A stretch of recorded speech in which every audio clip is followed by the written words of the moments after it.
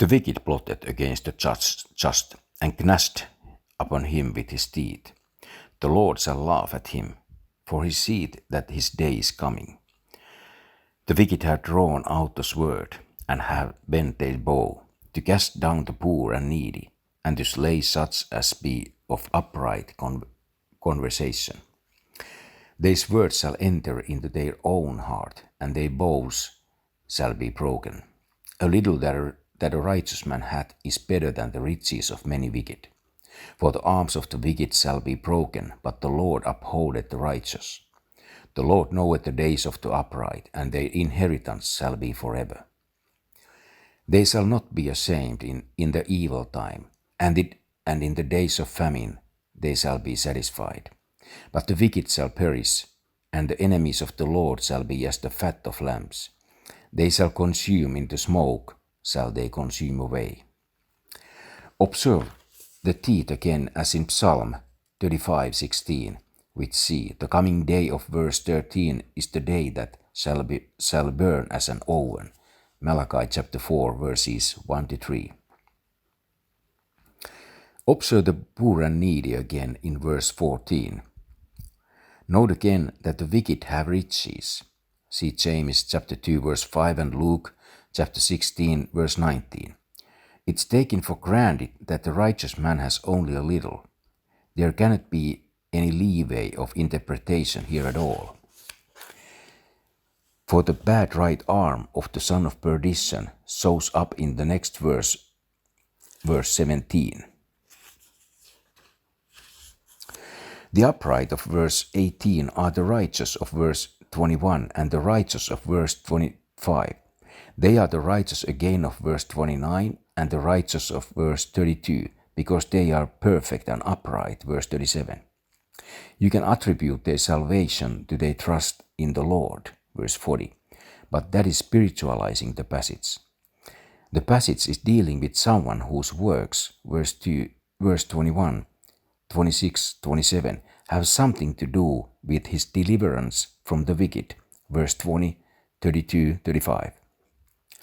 Here is a faith and work setup, as it's found in Hebrews chapter 3, 6, 10, and Revelation chapters 12, 14, and 22, plus Matthew chapters 24, 25, and James chapter 2.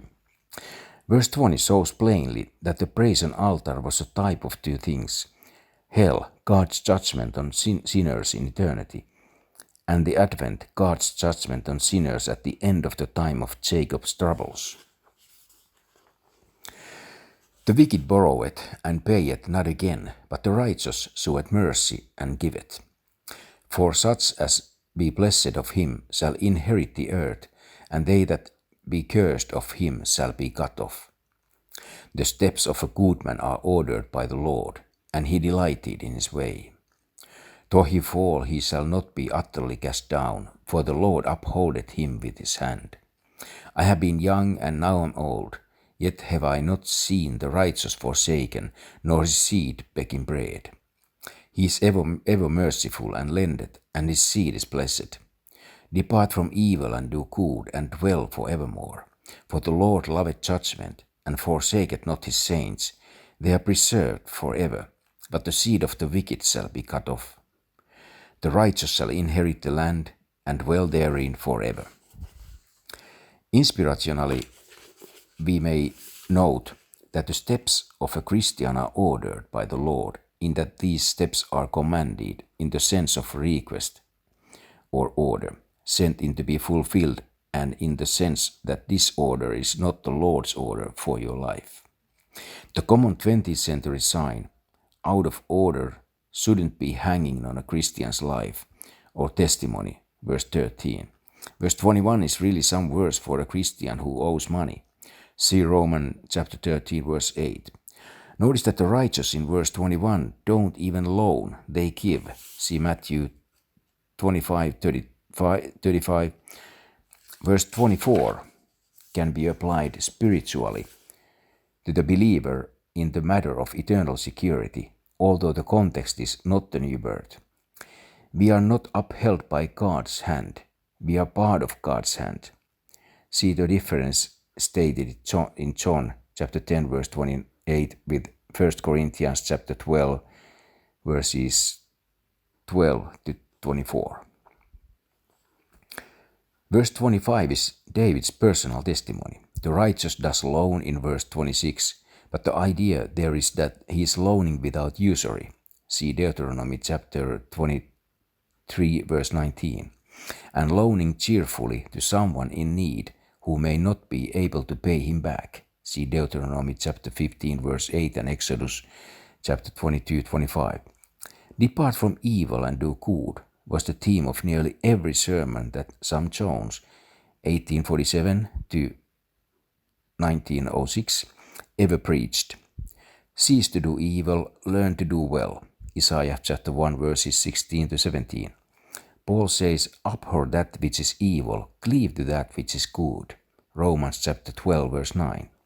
Again, the eternal security of the New Testament believer is hinted at in verse 28. They are preserved forever. But the context is tribulation saints who endure to the end. Matthew 24 verse 13.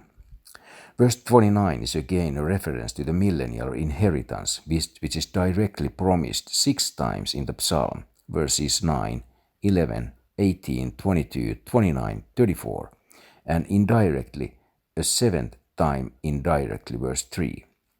The inheritors of this kingdom in the psalm are given as those who are 1. Are meek, 2. Wait on the Lord, 3. Keep his way, 4. Are righteous, 5. Are blessed of him.